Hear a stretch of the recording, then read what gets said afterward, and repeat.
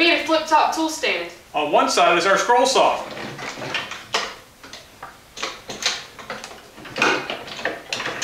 And the other side is our grinder. And for an added bonus, it's on wheels. Ah, no!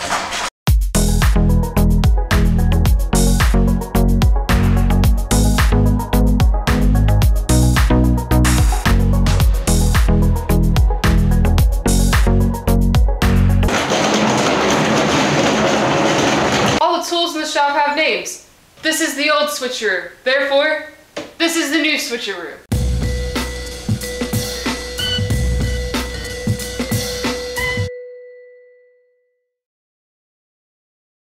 We already have a flip-top workstation. You've seen it before. Let me get it for you.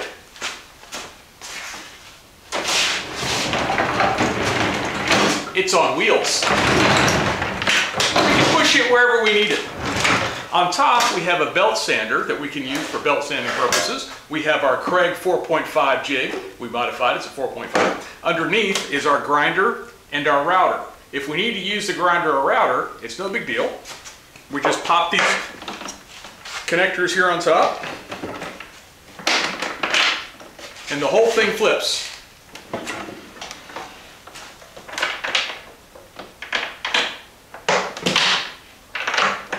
Nice and solid. We've got a router here, and on the back,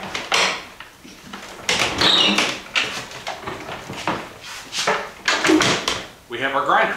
The problem is that the grinder crowds the router, and it gets in our way when we have the exhaust tube and everything else that's covered in sawdust, and it's just not a good fit here. Plus it's heavy, and it makes it kind of difficult to flip the top. It's kind of counterbalanced with the sander. When we added this, it added too much weight. So what we're going to do is we're going to get this grinder off of this flip top one, and we're going to make a new one to go with our new scroll saw, much smaller, and we're going to use a slightly different design. But it'll be on wheels too. It'll be an improvement. But this is the one we've got now.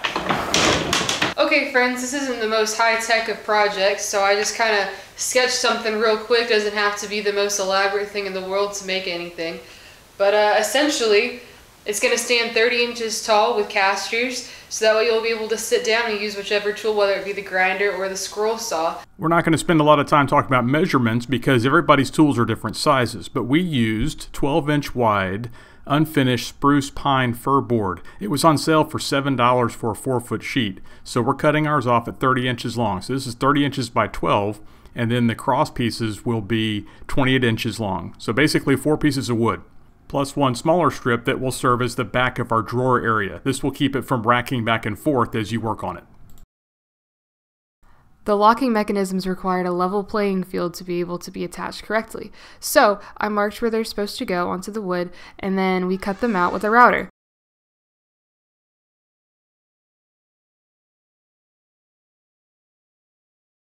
The flip top is going to pivot using a 1/2-inch steel pipe. Plumbing measurements are weird, so we're drilling a 7/8 inch hole to hold our 1/2-inch pipe. That's because plumbing measures the diameter of the inside of the pipe, 1/2 inches, and carpentry measures the outside of the pipe. So 2 different disciplines, different measurements, just keep that in mind. 7/8 inch hole is going to hold our pipe for us. We tend to knock things around in the shop because, let's face it, we're not professionals. So here I am cutting some strips that are going to reinforce those pipe mounts up top just in case we knock the thing over, which could happen. I need clamps for no reason in particular, and I would appreciate it if you would stop judging me for it, thanks. No, but for real, I'm using the clamps to help glue on these panels so that way everything will be reinforced and super strong. We're using the clamps to make sure that the glue settles and attaches everything evenly, because if not, then like, what's the point? You could use screws to do that, but because this is so close to the top of the wood, we didn't want to screw it together. And also, we just don't like the way the screws look for this part of it because it's like such an exterior piece. So gluing and clamping is the way to go.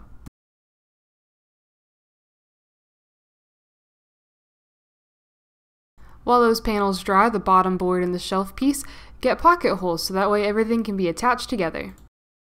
Just a side note here, our automated shop vac that comes on only when the tool is being used was built specifically for this purpose.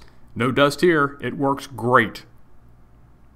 Now it's time to add pocket screws to the pocket holes. Now we're using glue with all of this because over time the glue will hold better than the screws by themselves. But with their powers combined, then it becomes a super strong piece. So we're going to add the bottom board with pocket screws, and then we're going to add the anti-racking board to make sure that nothing moves, and then we're going to add the shelf piece. And everything gets glue and pocket screws, and it's a wonderful recipe for everything to work together like best friends. Ta-da! Now it's all done, except not really, we gotta add more things.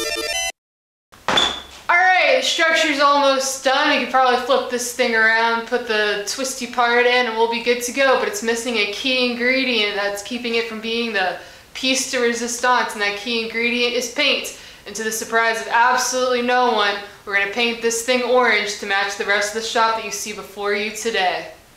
Let's go.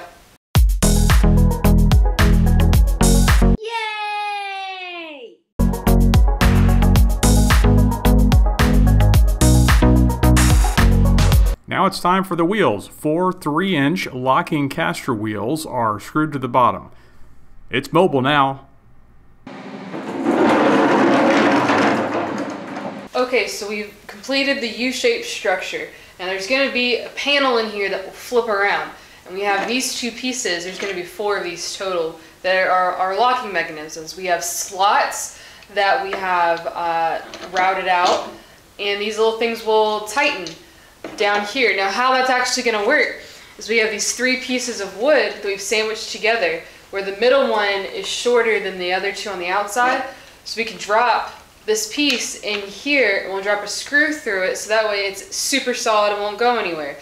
And it'll give us 4 points of locking, whereas with the one that we have right now only has 2 points of locking. So it'll be a lot stronger in the long run, but it's a little bit more precise to figure out now. To make the hold down clamps, you just get a screw eye like this one. This is a 1/4 inch one. And then you add a knob. This is called a star knob, and it screws onto the screw eye like this. This is really difficult technology, so pay close attention. And then for the pivot point, we just use one of these nylon washers. All these are available in the parts aisle at your local hardware store and are all very cheap. I was a little nervous to glue these boards together because it required a little bit more precision than usual to make sure we have the correct depth for each of the locking mechanisms. So I drew a line on 3 of the boards to make sure that I could visually see, oh, this is the middle. And it doesn't have to be the most precise, but it's precise enough. And then I used clamps and glue to keep it all together. Then I cut 2 2x4s to use as the pivot points for the shelving. Here, I'll explain. Alright, this is a flip top workstation. And in order to do the flip top part, we're going to put this steel bar right through here. Don't worry, we'll cut it to length. And on this steel bar, we're going to take these 2 2x4s that we cut the holes in and put them on the bar so that when the table is set up, we'll be able to pivot and swap and stuff like that. So we've already built the side pieces. Now we're going to attach those, and these 2 are going to be the rotational pieces. So let's glue. We could have pocket screwed all of this, but we decided against it because the top and bottom pieces that will be screwed on later will use screws. So glue is fine for this part of the construction. The only downside is you have to wait for it to dry, but it's dinner time, so that's fine. Wow, look, it's beautiful. Whoa, so pretty. Yay! Now it's even better. Whoa! I cut components for the flip deck on the table saw while Chuck cut components for the drawer on the chop saw. Now it's time for the drawer construction party. We use a combination of glue and pocket screws to attach everything together for the drawer, which seems to be an overarching theme of how this whole thing is put together. It works pretty well, so might as well use the same techniques literally everywhere. You ever cut metal in a wood shop? Maybe you shouldn't, but watch me. I'll cut it.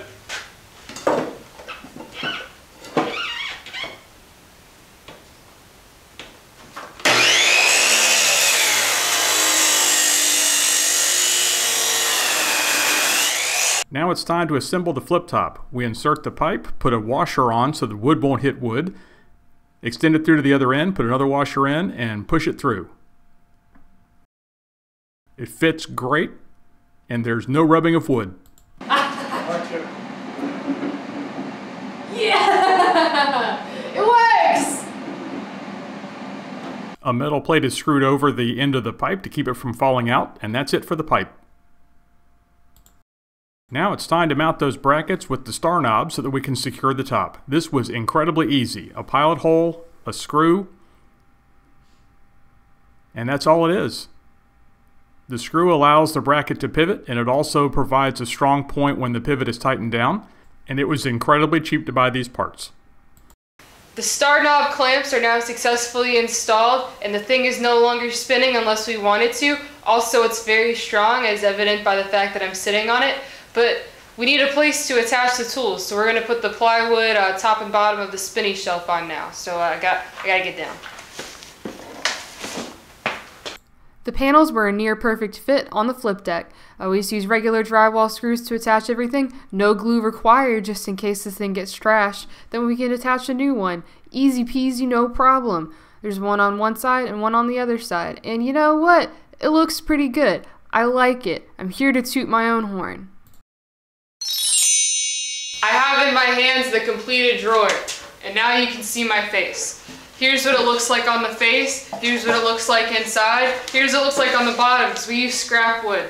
Now, there's a trick to putting this thing into the hole that we have cut for it. Let me teach you this trick. It's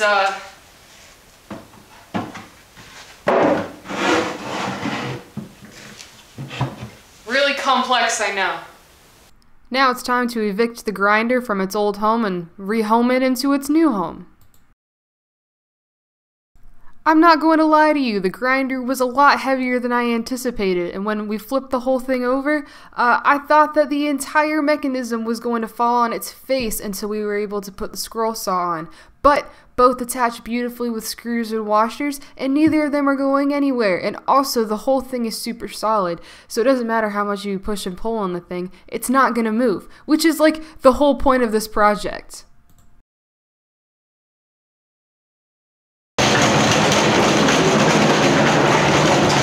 This is the new switcheroo. It stores 2 tools in one place, and it's very small space, and we can take it out into the town if we really want to. Thanks to our patrons. You help us build things like this. Patrons get extra commentary after each video, so if you want to help us and get some extra content, sign up. If not, hey, we love you anyway. Thank you so much for watching. Don't forget to like, comment, and subscribe if you haven't already. And don't forget to ring the bell if you don't want to miss an upload from us. Well, I guess we'll see you later. Bye!